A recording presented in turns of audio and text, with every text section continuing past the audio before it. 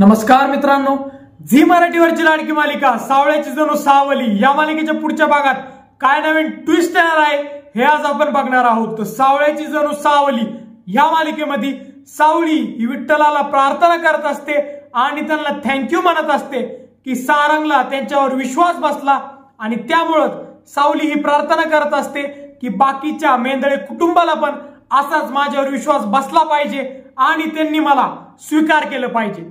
तर मित्रांनो, ती असं बोलत सगळ्यांना चहा द्यायला जाते आणि जशी ती राजकुमारला चहा देते तसा राजकुमार दात घेऊन बोलतो की तू मला चहा का बरं दिला? तुला माहित नाही का की माझ्या आईला तू आवडत नाही आणि त्यामुळे तुझ्या हातचा चहा मी पेणार नाही आणि लवकरात लवकर हा चहा इथून घेऊन जा।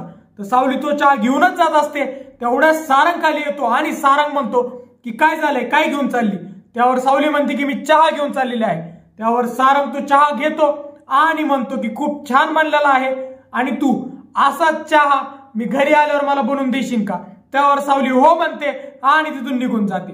व हे सगळं तिलोत्तमा आणि राजकुमार बघत असतो आणि राजकुमार हा टोमणा मारत सारंगला बोलतो की तू जेव्हापासून तुझ्या सासुरवाडीतून आलेला आहे तेव्हापासून तू खूप बदललेला आहे आणि तुला अचानक चहा पण आवडायला लागलेला आहे।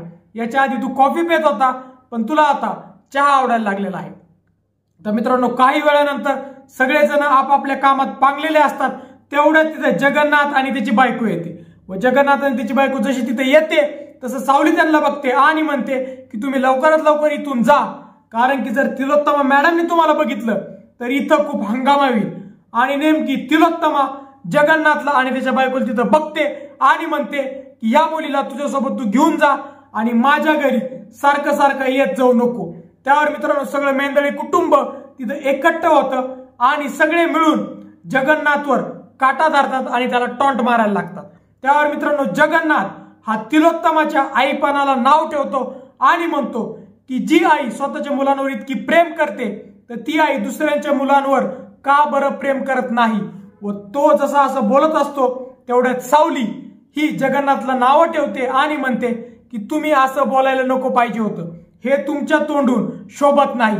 व असं बोलत असताना तिलोत्तमा म्हणते की तुला जर माझा इतका पुळका आहे आणि तू खरंच या घरातली जर सून आहे तर जा आणि जगन्नाथचे एक कानामागं वाजव। तर मित्रांनो, तुम्हाला माहितीये की सावली ही किती चांगली मुलगी असते आणि ती वडीलधारी जगन्नाथच्या कानामागं वाजवणार नसते, पण तिलोत्तमा तिला फोर्स करते आणि तिला जगन्नाथच्या कानामागं वाजवायला सांगते।